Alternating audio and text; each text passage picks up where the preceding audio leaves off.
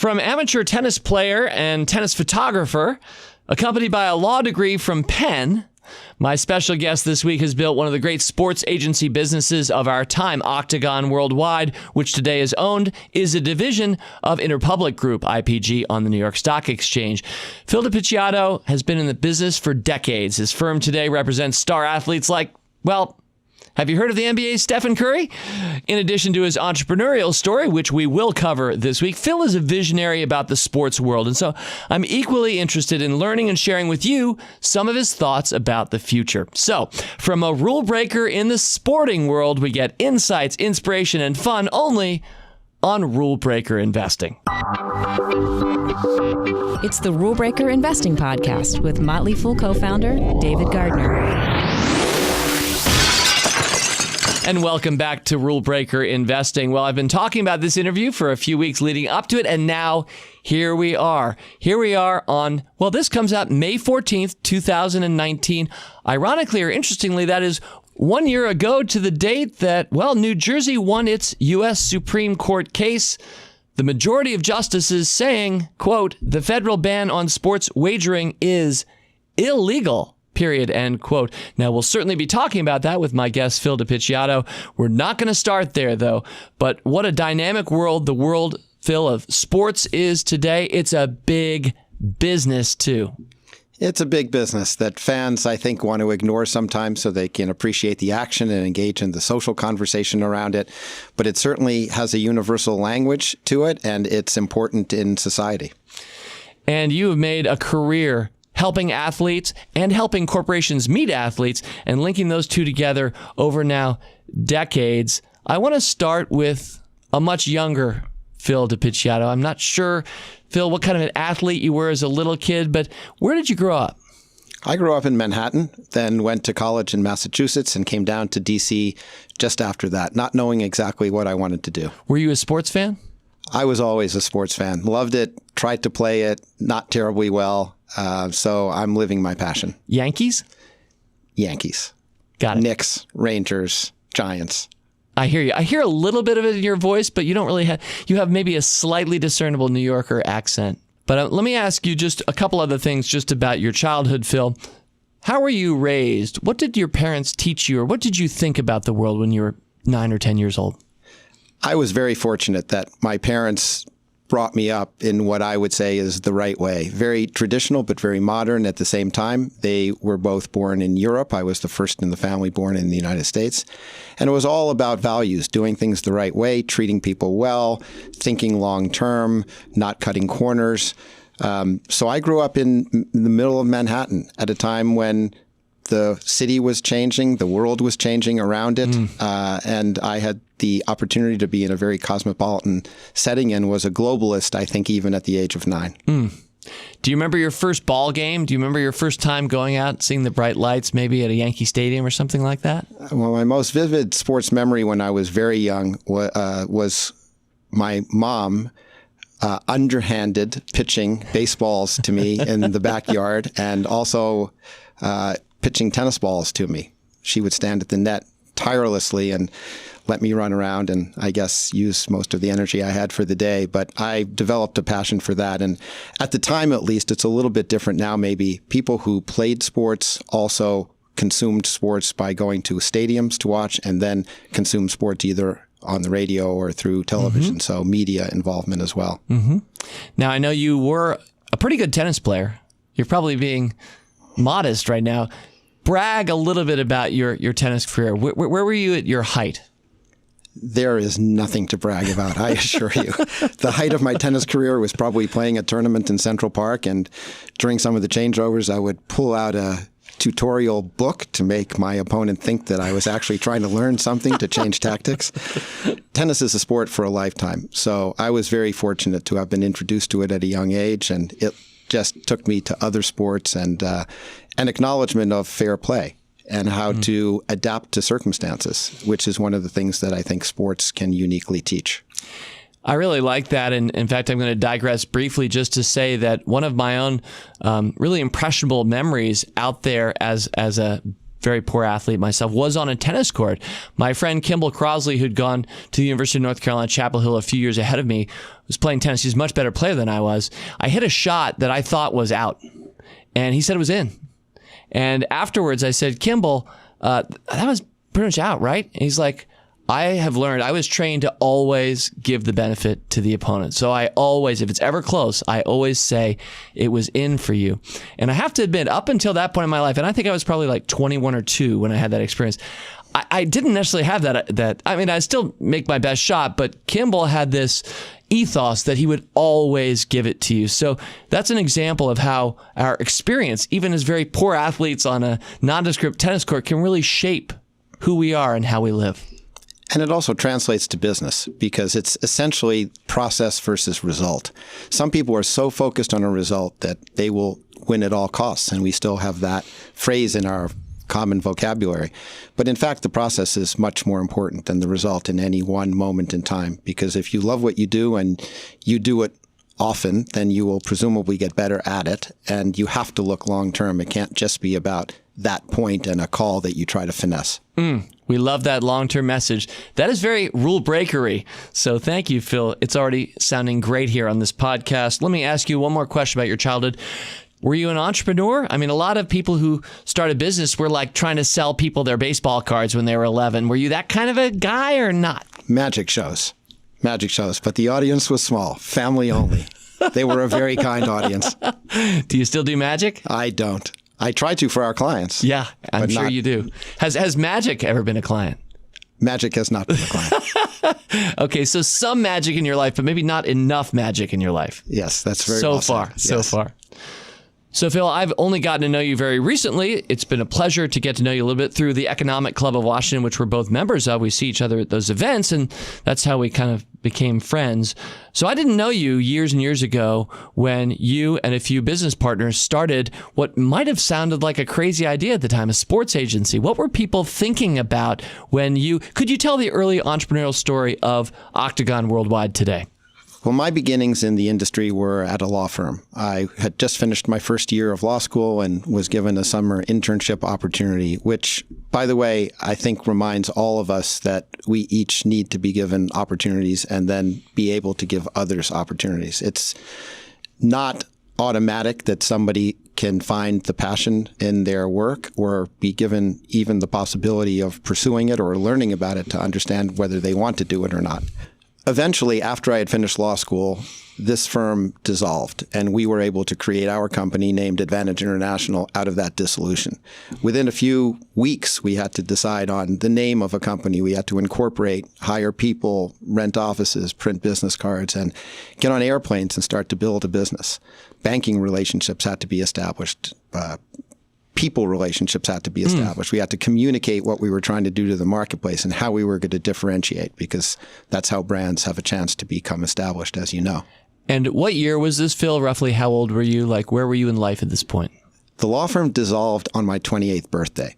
So it was one of the biggest gifts inadvertently to me that anyone could have given. So I was just 28 when we started this company. Wow. All right, so you were on planes, you're trying to do deals. It's all happening very suddenly. It sounds like you really were, speaking of planes, building the plane as you flew it. Is that accurate? We knew in what direction we wanted to fly. Then we had to execute, which is the same for every business. You know, you can have a strategy, but you're only as good as your tactical execution. Was there an early moment where you thought, this is going to work? Was there a big signing? When did you start feeling like what Advantage International, what you were just starting, sounds like the day after your 28th birthday, what was an early win? An early win was when people started to recognize that we were offering something different to the marketplace than they were able to get elsewhere. The industry at the time was very small, but it was also rife with conflicts. And we made a decision then and there that we wanted to stay in business for the long term. We didn't want to build the business around any individual name or person. The world is just too unpredictable to do that. And we wanted to be completely client focused. We didn't want to trade at all for our own account. When we were able to tell that story to enough people, we got some early resonance, which gave us some confidence. I would call it maybe more naivete than confidence, because I remember the times that were more that were more risky for our company than the times that enabled us. Yet we felt confident enough that we wanted to keep going. Phil, I think a lot of us have seen the movie Jerry Maguire, the movie about the sports agent fictionally played by Tom Cruise. Jerry Maguire, Cuba Gooding Jr., I think, won Best Supporting Actor, I remember. I'm assuming, Phil, that you have seen the movie Jerry Maguire. I have seen the movie and enjoyed the movie. Yeah. But it's a love story. It's not really a sports story. So real quick, what would you say the movie got most right to the extent that it was portraying an industry? I think it was a fictional company, Sports Management International, SMI. What did the movie get most right and what did the movie get most wrong? What the movie got right is that every talent, athlete, entertainer, needs a support system around him or her in order to perform properly. And if one doesn't have that, one can easily lose focus or lose confidence. Either loss is quite debilitating or limiting to a career. What it got wrong is that it's a movie. They wanted a soundbite. So their most famous soundbite, "Show me the money," is really a clipped sentence. The right one would be, "Show me the most money for a situation that's good for me." It's not only about the money. Not all revenue, for all of your listeners too who are entrepreneurs, not all revenue is good revenue. So you have to be in the right situation. And if you place yourself in the right situation, then more often than not, the revenue is going to follow that good decision. Who was one of your first early big name signings? Who was a key relationship for the firm early on? On the individual talent side, Moses Malone, who had been the first player to come directly from high school to the pros, and everyone now thinks that that is commonplace and automatic. Back in the day, it wasn't. He was not only the first to do it, but he was the first to do it successfully. Many other high schoolers tried to do that in his footsteps and were not ready in one way or the other, or the league wasn't ready to have them. So on the team sports side, it was Moses Malone. And on the individual sports side, I would say it was Steffi Graf, the great tennis player, in my view, the greatest ever, for one statistical reason, which is that she's the only player to have won each of the Grand Slams in singles at least 4 times. Remarkable change of surfaces. And she was remember also how dominant she was, and I'm even just a casual tennis fan, but I can easily picture her, spell her name, and remember that she just owned the sport for better part of a decade, it seems. She did, or even longer. And then in 1988, she not only won all 4 Grand Slams, but she won the Olympic Games. So we were able to coin the phrase Golden Slam or Golden Grand Slam. And she helped us internationalize our company. But more importantly, she internationalized the sports world. And she created a platform where female athletes had someone to whom they could aspire. So let me step back a bit. Let's talk nuts and bolts a little bit before we keep going through the story. So how does your firm make money? So I'm going to position myself as a casual listener of the Rule Breaker Investing Podcast, which often I am. And I don't know that much about the sports world, Phil. So I'm assuming you as an agent, as an agency, I know one thing, you're representing the athletes and you're trying to get them better contracts with the teams. Presumably there are also things like shoe contracts that are subsidiary to the main thing. And then I also know part of it, we don't have to go there yet, is that you also help the companies themselves, corporations, link themselves to athletes. And I'd like to talk about both of those. But do I have it right, kind of roughly, in terms of how you make money? The largest part of our business is corporate representation. Aha, okay. We strategize with our corporate clients as to how best to use the sports and entertainment world as a platform to better promote and sell their goods and services. Okay, outside in. Really interesting. That is largely a retainer-based business. It's very strategic, but we go all the way down to the execution and the tactical level as well. On the talent side, which is an entirely different business, that's more advisory and on the sales side, because we're pitching them for endorsement partnerships, licensing deals, and of course, when they're playing in a team sport, for their team contracts. And that is more of a commission business. So it's an eat what you kill. You have to produce in order to get paid at all. Where talent and corporations or governments or other entities meet is very often in the events arena. We don't own facilities, but we do execute, operate, own a lot of events. And the events get distributed largely by media. So we're in the media advisory and media business generally as well. So thank you for straightening me out there. Shows how little I know about the world. But Phil, so you butter your bread mainly on the corporate representation side. I definitely want to ask a question or two about that. And then talent, a whole separate business, as you mentioned, where they meet each other, which they do all.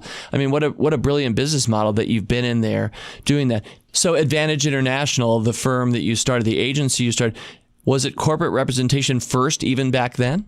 Yes, and there was a logic to that, which is corporations are around forever, or almost forever, and they are much more steady and stable. They tend to be global, helped us to establish our footprint.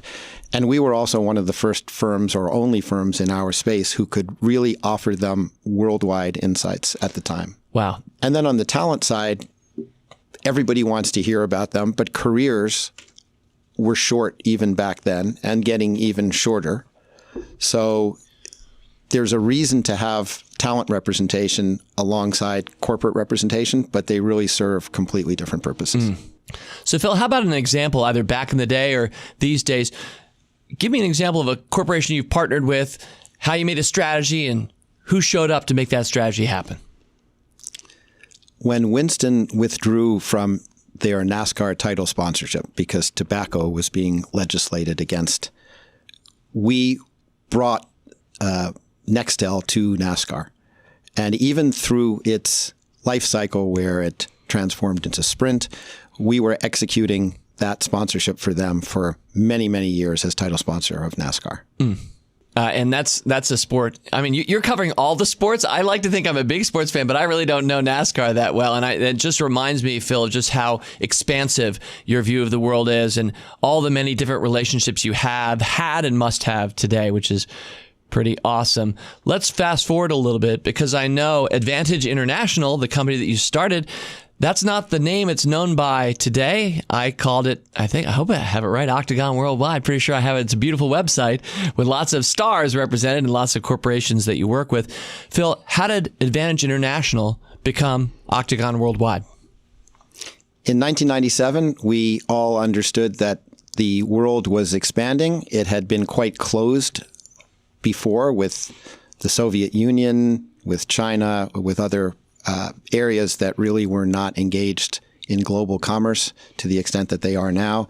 But there were opportunities awaiting, and we wanted to be the first one on that train to have capital and to have the resources to connect with Fortune 500 brands to the greater extent than we were doing already. And Interpublic was a very willing partner. They saw the world the same way. They did a little bit of a beauty contest and chose us as their sports and entertainment platform. We were very grateful, and we jumped in, and we're there very happily today. And shortly after that acquisition, we got together and decided that we had begun to grow so fast that, and somewhat by acquisition, that we wanted to create a new platform with a new brand name so that everybody would feel that we were building from the early days, and hence an outside firm decided that Octagon would be a good name for us.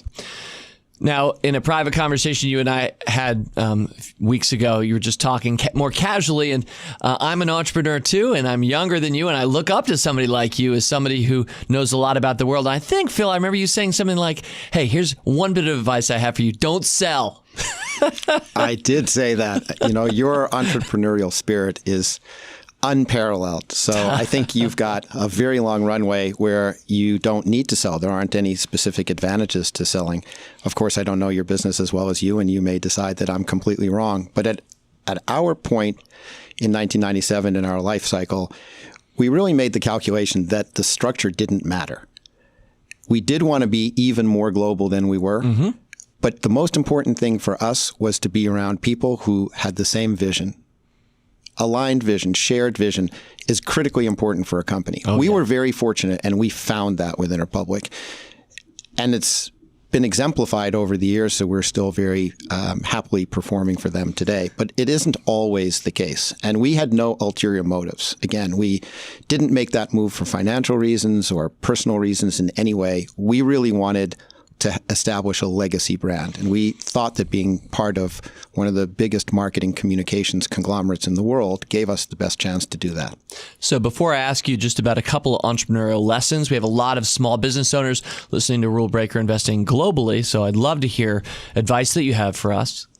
But before we go there, I have to ask you probably the investing part of our Rule Breaker Investing podcast compulsory question. Often we hear that public companies are hard to work with or for. They're managing quarterly earnings expectations. They're too short-term focused. I'm guessing Interpublic is probably not one of those kinds of companies.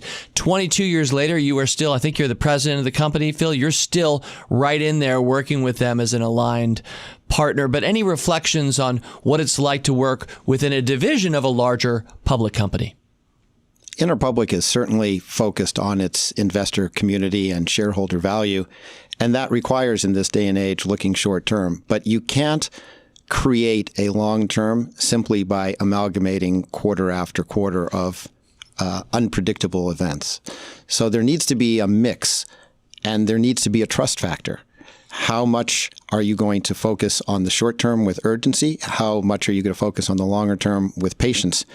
And that's a lesson for all of us in any size company, I think. We have to make decisions all day long as to what we predict an action today will lead to tomorrow. Because what looks like long-term for us now is going to end up being very short-term. So we're about to shift to one of my favorite topics of all, sports and the sports world and insights about that, baseball, football, etc. But before we go there, Phil, any final thoughts for entrepreneurs listening? Everything in the world has connections to everything else. You just have to find them. And most businesses, whatever we're all doing, buying or selling or servicing or a combination, are built on a fundamental value that we all share, which is trust. If people don't trust you, they're not going to give you the opportunity to showcase your skills and perform services for them and help them with solutions. So I think trust is the key that crosses over. And investment, again, is important. You have to decide not only where you're going to invest your money, but also where you're going to invest your time. You know, as Stedman Graham likes to say, the only way in which human beings are all truly equal is that we each have 24 hours a day to live. We don't have a minute more, we don't have a minute less. So the most important investment that each of us can make, I think, is how we're going to allocate our 24 hours each day. Well, Phil, in advance of this interview, I put it out there on Twitter saying I'm talking to the man here this week. And so what are your questions, people? And I also ask people internally. Came up with a number of subjects. Let's touch on them. Let's start with baseball, because it's that baseball time of year. And I got a number of questions that went something like this. This one from my friend David Forrest, at David Forrest on Twitter. He said, what do we do about baseball? This is how he characterizes it. He says, half the teams are tanking already. Viewership is down. There isn't a single player in the top 100 most famous athletes. And then he halts, having shown a link to an ESPN listing of the World Fame 100, which you may well know. I'm sure you know a lot better than I do, Phil. The 100 most famous worldwide athletes. Apparently, Bryce Harper of the Philadelphia Phillies is number 99, but that's the only appearance in the world of baseball. I have a number of other people concerned about baseball. I love baseball. I know you love baseball. What do you think about baseball these days? I think baseball is our national pastime for very good reason and will probably continue to be so for a very long time to come. I mean, it's a summer sport. We rise up with it in the springtime. It gives us all hope. And Bart Giamatti wrote about that. And then in the fall, by the time it turns toward winter, we're also putting away the baseball gloves and not watching any games for a while. One of the reasons that baseball may not contribute as many top athletes to these lists is that it truly is a team sport, while also being an individual sport. So if one looks at basketball, for example, you have 5 players per team on the court at a time, and 1 or 2 truly impactful players will be on the court every game, and they will become very well known. Kids around the world can play basketball. It just requires a basketball, even just a trash can. So it's an inexpensive sport. Baseball with 25 players, not every player playing every day, really requires a team. And I think that the affinity in baseball is very strongly team linked and sometimes may not be so player linked. Now, I have heard, and I like to think I love baseball as much as anybody. I have heard that viewership is down. Sometimes they're talking about ticket sales. I don't think they're talking about TV, but I'm not exactly sure. Phil, taking the temperature of the business of baseball right now, what do you see? Business of baseball is very healthy from what we can see. The market has changed, particularly with free agency, where teams are deciding whether their option B is sufficiently cheaper than their option A, that they shouldn't overspend. Also in baseball, contracts are guaranteed. And there was a trend for a while for those contracts to be very long and very lucrative. Many of those contracts didn't pay out for the teams. So the teams are getting smarter, especially because of analytics, also a younger generation of general managers and team presidents. I love it. But you bet. It's becoming a very well-run business throughout the league. I know some people want to prevent some of the shifting going on, particularly by infielders these days, because you look and the shortstop's no longer playing shortstop. And yet I have to say, I hope that's never banned or in any way curbed, because it's just a natural response, innovating to try to win. And I think it's actually really cool when I see sometimes 4 infielders on just one side of the field. You know, in any business, one has to have a plan, and then one has to be flexible in terms of operating your plan. And the world throws things at us all the time in whatever we're doing.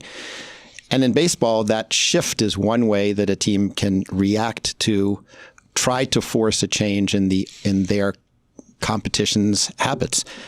The truly great players, I've always believed, will adapt to that. They're either simply better and they'll overcome a shift, or they will learn to hit where the ball isn't. And either way, I think it's healthy for the sport. One has to remember that in the earliest days, baseball was a completely different game. I mean, it was even called round ball or other such names. And I believe at the beginning, a batter could hit 360 degrees. A batter could even hit behind him. And balls could be thrown at a runner to get the runner out. So evolution is not necessarily a bad thing. Yeah. At TommyJohn3, wondering, would shortening the regular season help baseball in its future? He's pointing out that, it wasn't necessarily meant to be played in snow like during March and October, which is, as a Minnesota Twins fan, I was watching some snow games these last few years. What do you think about just the length of the season for baseball? I think the length of the season is too long in every sport, possibly not NFL. But not only is it a revenue issue and a media issue, but it's also a player health issue. And once these players establish themselves as good players and they get to their second or third contracts, it's really in everybody's interest to extend their playing careers. And one way of doing that is not having them overplay or play in too concentrated a fashion. So I would be in favor of finding a way to shorten the regular season. One other friend, Austin Lieberman, at Austin Lieb on Twitter, said, would love for you both to talk about, as a diehard fan my entire life myself, he says he's scared, quote, the game isn't exciting enough for younger fans because of how long the games and seasons are and how much the tiny details matter. Do you agree? There has been a trend in all professional sports to feature offense over defense, which in other words means action over inaction. And there are 2 schools of thought on that. One is it's exciting. It's geared for the times. Let's focus on offense. More scoring is better. It attracts viewership. The other school of thought is it takes away from the traditional balance in a game. And this is what the commissioners in each sport and their staffs have to continually consider. And that's more complicated now by the advent of sports betting. Because sports betting enables people to stay involved more deeply and more broadly in a sport, even if the score in a particular game no longer matters. And we're going to put a flag in that because we're definitely going to return to betting in just a little while. But sticking with comparative sports for a sec before the very interesting topic of betting, which I kind of led off the top of the show.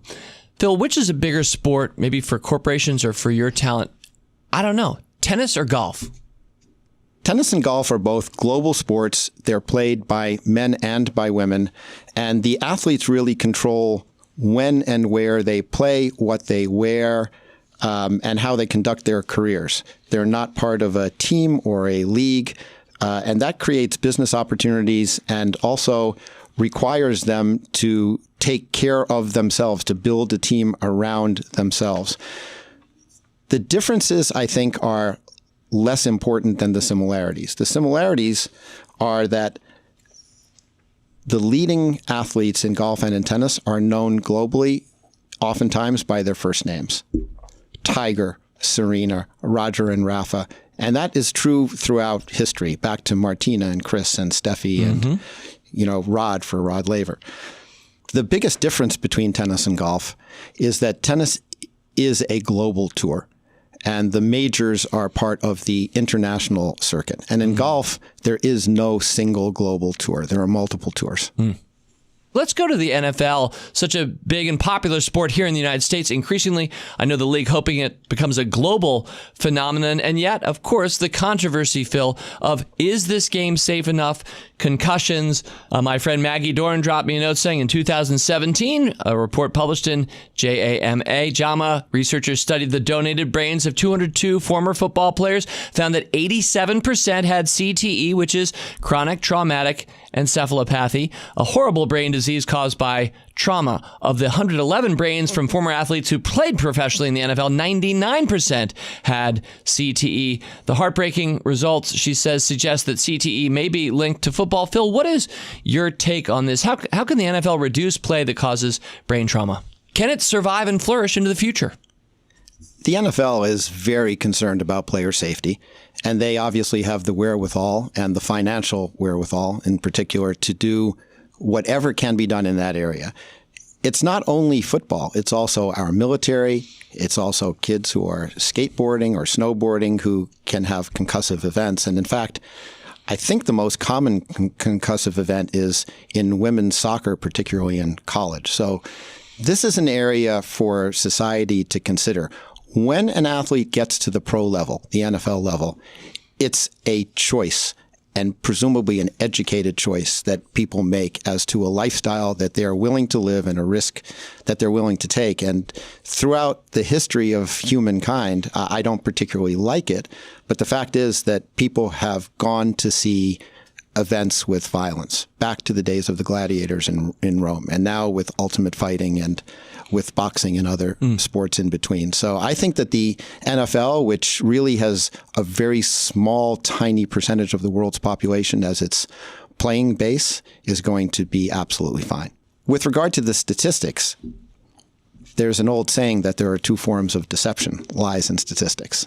And I think those statistics that you mentioned are accepted as being accurate, and I would accept them as well. But what they don't say is whether the concussive trauma that led to CTE at the end of someone's life or during someone's life was caused in the junior development of those football players or was caused while they were already in the NFL. And the big concern to me, and I think to society, is how do we keep kids safe until they get to the point of being so spectacularly good at this sport that they can earn a very good living and make an elective decision to take the risk to play in the NFL. Because most of the people who play football growing up, of course, are not going to have that opportunity and are never going to make it to the NFL. Yeah, more than 99% of them. Phil, what would you advise parents who are thinking about, should I put my child in a football program at the age of 10 or 14? From what I understand, repetitive trauma, concussive trauma, is the biggest issue. So I would not recommend putting a kid into tackle football programs in grade school or maybe not even in high school. There's plenty of opportunity to learn to play football and to get all of the competitive benefits from being involved in a sport without having to go directly into a set of rules where concussions are almost encouraged as part of the game. I know that some friends of mine who do have their kids playing football today, who coach, talk about the sport is changing. It's becoming more of an acrobatic thing, how to tackle somebody. They're teaching not how I learned to tackle, which I often would lead with my head, I'm sorry to say. But it's not even just get your head off to the side. It's almost like you're lassoing them with your arms and pulling them down backwards. There's just new forms of tackling. Do you think that the NFL one day will go back to no helmets? I would doubt that. I have no idea, but I think that going backwards to go forwards is not a good strategy in this case. All right, and just sticking with comparative sports a little bit longer, Phil, I'm hopelessly American. I try to be a globalist. I try to have as wide a vision as I can, but I can't tell what is a bigger sport, soccer or basketball. Now, here in the U.S., we think that basketball, both college basketball and the NBA, is a gigantic sport, and we see the players worldwide, and the players who aren't good enough to get drafted by the NBA, they're playing somewhere else in the world these days. So it looks like a big sport, but I always hear soccer is like the universal sport. From a business standpoint, which is a bigger phenomenon? I've never compared the two economically, but my hunch is that soccer is the bigger traditionally global sport, and basketball is the biggest trending global sport. And it's interesting, and Adam Silver, the commissioner of the NBA, says this very eloquently. It's interesting, but completely understandable, that the two leading global sports, at least team sports at this moment, are each played with a ball. One where you use your feet, one where you use your hands, but there's very little equipment needed, and you can play in every environment. So it's an interesting comparison to make, but they're both going to be enormously successful going forward.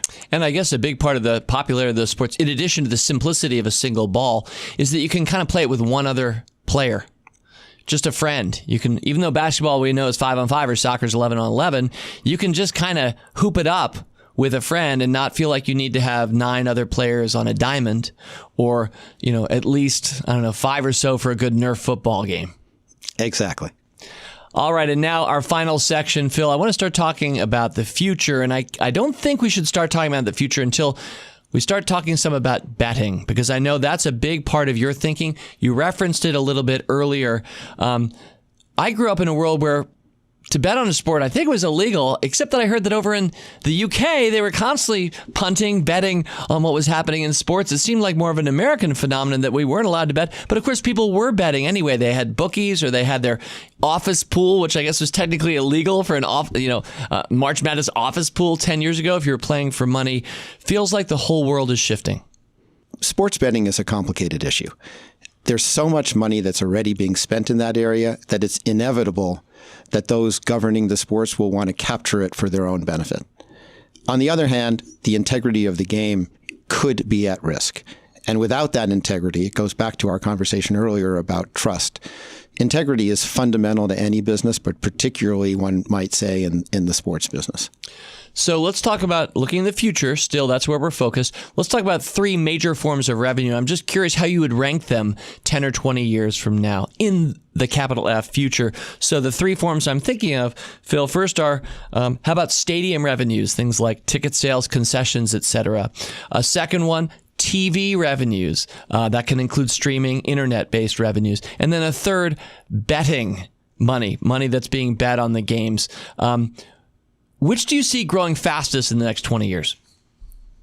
Betting, without any question, will grow the fastest. And the in-stadium experience is challenged. And I think we've probably all had that experience ourselves with increasing traffic in the major markets, with the amount of time it takes to get to a game, the cost of getting to a game, the cost of the concessions, although teams are interestingly now looking at reducing the cost of their concessions. The Atlanta Falcons, for example, have gone that route and been enormously successful doing it. But it's still a challenge to get people into a stadium and to spend at the levels that they have done before. There are too many choices, and time has become too valuable. So media and betting, which is attached to media, are clearly revenue streams that the leagues and teams are looking to capture in a much more significant way going forward. In a prior conversation you and I had, you were talking about the difficulty of bringing fans in, and we talked earlier today about baseball being 3 hours or so, and how much time do we have? And golf is challenged because to play a good round with a friend, 18 holes is like 4 hours of our time, and some of us have kids and that sort of a thing. So time, it feels like, is becoming more precious and more valuable. And I'm not talking about for the athletes. I'm talking about the fans, you and me. Where do we want to spend our time? So, Phil, let me ask you, I think in a prior conversation you and I had, you were making predictions like stadiums are going to get smaller. Is that how you feel?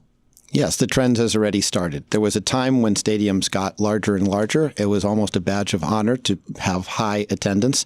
Certain leagues had requirements that stadia be filled before the games could be broadcast on media. And most of those trends have now reversed, where the personalization of the experience is more important than the size. And I would say, again, that's a societal trend where the right small audience is more valuable for a company than the wrong large audience. We can target advertising.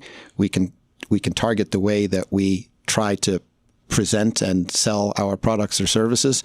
And that generally provides you with a much better return than some kind of blanket outreach. If there is a problem around stadium revenues, I think I'm part of it. I watch almost every one of the Minnesota Twins games on the Major League Baseball package. I don't go to any of the games. I'm just sitting there and I'm zooming through the ads, never watching on my DVR the ads if I can. And sometimes I'm skipping pitches or individual outs just to get through games and see results. But I assume I'm still productive for Major League Baseball. So that leads us to a question about television revenues. Where are those today? Where were they 20 years ago? Where do you see them 20 years from now? Well, there was a time, of course, when most sporting events were broadcast only on radio, not on television. And the distributors of content on television, when there were very few channels, essentially got to decide who the stars were going to be and what was going to be shown. And then that shifted to being much more consumer focused. We now can see any game we want on any kind of device that we want, awesome, wherever we are in the world, in real time or not in real time. So that's a trend that will never be reversed. And back to betting then, Phil, because what I'm not doing right now is I'm not sitting there at my TV with my iPhone in hand. Well, I still do that, but on my iPhone, I'm not saying I bet $1 that the next pitch will be a ball. And yet that might be the future me, and I'm certainly open to it. I'm not against it. I love speculation. I think it's a great way to learn about the world. Every stock that I've recommended or bought or sold is in effect just a proxy bet on that corporation thriving or not, and the market agreeing with me a year or 10 years from now. So though I can't do that today, maybe some people are already, and I suspect a lot more of us talking about predicting the future, a lot more of us will be doing that in future. Technology opens up the possibility of micro betting, and an aggregate micro betting environment, I think, will be more lucrative than just betting on games or on seasons or other longer term phenomenon. Right. So micro betting, basically next play in football, runner pass, these kinds of things are what you're talking about. Yeah, unlimited opportunities, whether a free throw will bounce off the front or side of the rim or actually be a made free throw or a golf putt. How many inches from the hole will it stop on what side, or will it go in the hole? There's an unlimited ability to even at some point probably create one's own bets.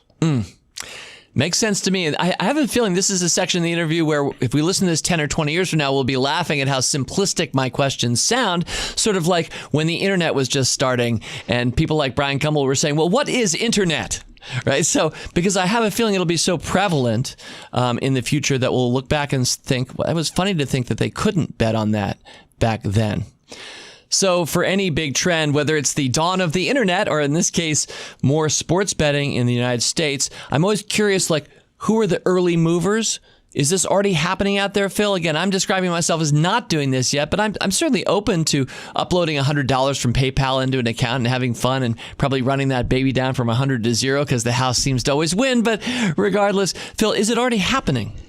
Yes, it's already happening. And maybe the best way to understand it is to think back to the market for scalping tickets a couple of decades ago, where it was not legal in many cases, yet it was happening. And somebody was making a spread, and sometimes a very big spread. Mm-hmm. And the people who really wanted to go to the games, the true fans that owners wanted in their stadia, were the ones who sometimes had to pay the most just to get in, which is backwards from what it should be.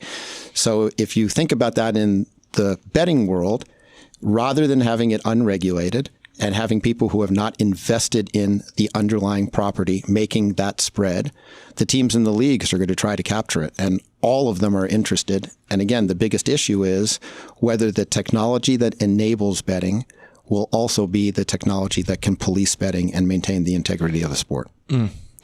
All right, near wrapping up, Phil. From betting, I want to talk maybe briefly about social media and just thinking about it. First of all, looking back for a sec, well, my friend Roger Friedman, who works with me here at the Motley Fool, was saying, hey, Dave, ask him, how has the arrival of social media affected or changed the value of athletes?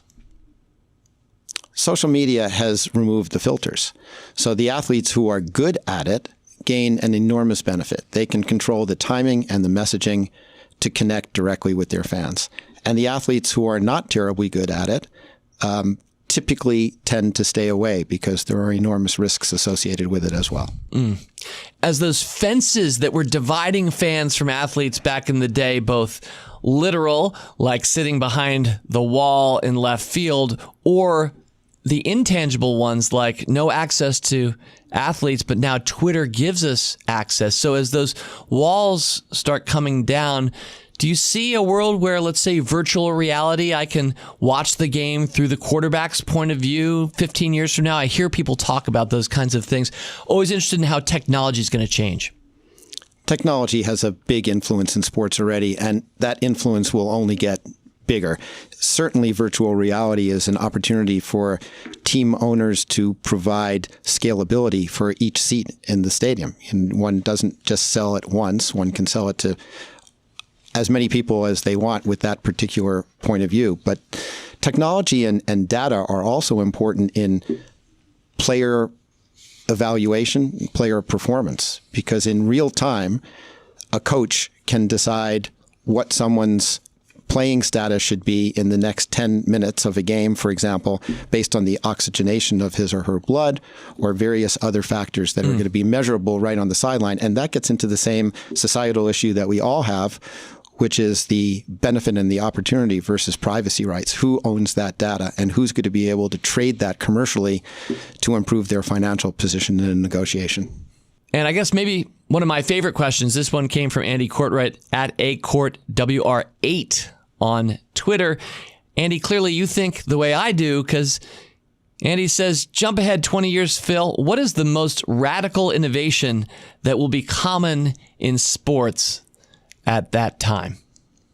The merger of esports and physical sports will probably be commonplace by then. In fact, the esports will probably utilize the actual footage of real sports for those games, and combining that with virtual reality and other technological advances, some of which, of course, we can't even imagine right now. Sure. The sports world will look completely different as a result. And the second place where I think things will look very different in 20 years is an increased emphasis on mental health. You're already starting to see that now. Michael Phelps led, very courageous. But again, sports and athletes being a microcosm of society, sometimes with unique pressures, sometimes with just the pressures that everybody else feels in their spheres as well, will be such important and visible role models that they will be embraced by a world which is very concerned about healthcare generally and focused more and more, I think, on the brain. Phil, a couple months ago on this podcast, I had our friend Benton Moss, who's not just an excellent blogger about finance on the internet, but Benton also happens to be a AA pitcher right now for the Montgomery Biscuits. And he was talking about something new called Pando pooling. And I don't know if you know this or not. You probably know this type of a thing. But this is what he was sharing with our listeners, that, you know, there's a lot of risk to trying to be a professional athlete, and only a small percentage actually ever make it to the big dance or the big show, or whatever we want to call it. And those who do can earn a ton of money, and all the rest of us who don't really get much at all. So I believe it was called Pando pooling, and Benton, as a minor league pitcher, was saying, I am going to join up with, let's say, 10 other athletes that are all around my level.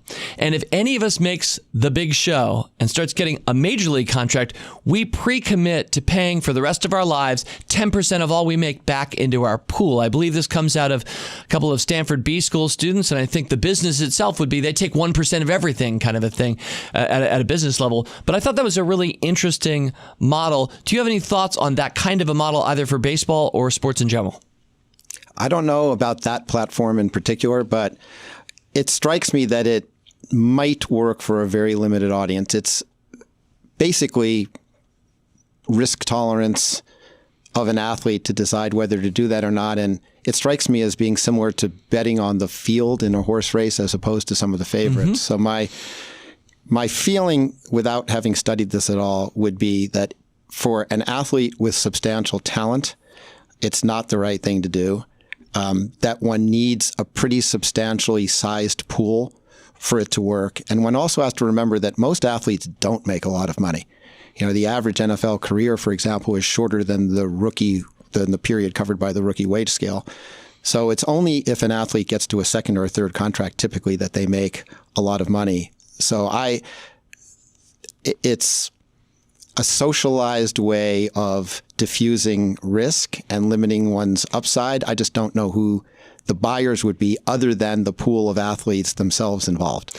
Yeah, which I think is how it's supposed to work. And this is a nascent early thing, but I know Benton, when he came through, was saying, hey, I'm partly having to explain the model to other people in my league or at my level and, partly selling them on it. He has gotten kind of a cooperative together, and it's an interesting emerging model, but I hear you. One of the interesting things about the world is that there's room for so many different products and so many different ideas that not only can an idea work, but it doesn't even have to work in that many replicated situations because people are empowered to do these things themselves. Phil, in an earlier conversation, I was asking you, because we are the Motley Fool after all, I was asking you, hey, do you guys manage the money of the athletes, or how do you make sure they don't go bankrupt? I think we've all seen the headlines here or there. I hope it doesn't happen that often, but when it does, it's pretty dramatic. Like, this person made over $100 million playing in their career, and they just declared bankruptcy. What are your feelings about that, and what's your business approach to that? Athletes tend to be very young by the time they make it to a situation where they can earn a lot of money and they need advice. And some of them come from environments where they've traditionally gotten very good advice, and some of them less so. With the advent of free agency and people moving around the country a lot or the world a lot, there's more risk to an athlete that they will not have the consistency of good advice as they're emerging that they would really need or like to have. So we do have a financial company. It is both focused on financial planning and investment advice, also tax planning and everything from cash management and bill paying on down. But most importantly, it's to educate and it's to preserve wealth. Any chance you want to partner with the Motley Fool so we can help manage some of those money and outperform the market for your athletes? We'd be delighted to have that conversation.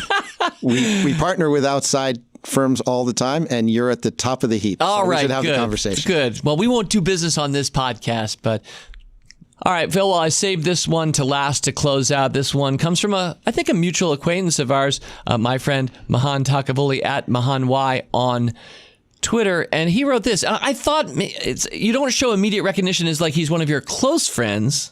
I don't know him very well, but I have a very good impression of him. Okay, good. Because he has a very good impression of you. That's why I was thinking you might be closer friends than I hear now. But this is a lovely thing, and I wanted to close with this. He said, quote, Phil is very successful and has lived by high values while achieving his success. Mahan said, might want to ask him about his values and how they have guided his career decisions over the years. I've never thought that someone should act differently in business than they would in their personal lives. When people say it's just business, it's a way of them telling you that they're doing something that they know might not be top drawer. So for us at Octagon, it's really a very simple formula. It's based on expertise. If anyone's going to hire us, they expect us to know what we're doing and to be able to help them in areas that they don't know as well as us. And second, I think they expect us to be passionate, to love what we do, because one has to be really dedicated. It doesn't matter how much one knows unless one's willing to take all the steps to apply it properly. And then you need to do that in an environment where you're honest. And honesty just means being reliable, being consistent. You don't surprise your clients or business partners. And you put those three together, and you have a very powerful combination. Phil de Picciotto, thank you for joining me this week on Rule Breaker Investing. Thanks, David. Well, again, my thanks to my friend Phil for generously sharing not just his time with us, but so many insights across so many contexts. Yes, as fun as I had with that interview, and admittedly, I'm a big sports fan, so it's just kind of super fun for me to be sitting in the room with Phil for an hour or so, but I had so many more things I'd love to ask him about now. Perhaps we'll have that chance again in future. All right, that's what I have for you this week. You can wish me happy birthday a little bit later this week. I'm turning 53. Sure, I'll put it out there. It's a prime number, by the way. Prime numbers, mathematicians, you know this, are beautiful. In the meantime, have a great week. Talk to you next week. Fool on. As always, people on this program may have interest in the stocks they talk about, and the Motley Fool may have formal recommendations for or against. So don't buy or sell stocks based solely on what you hear. Learn more about rule breaker investing at rbi.fool.com.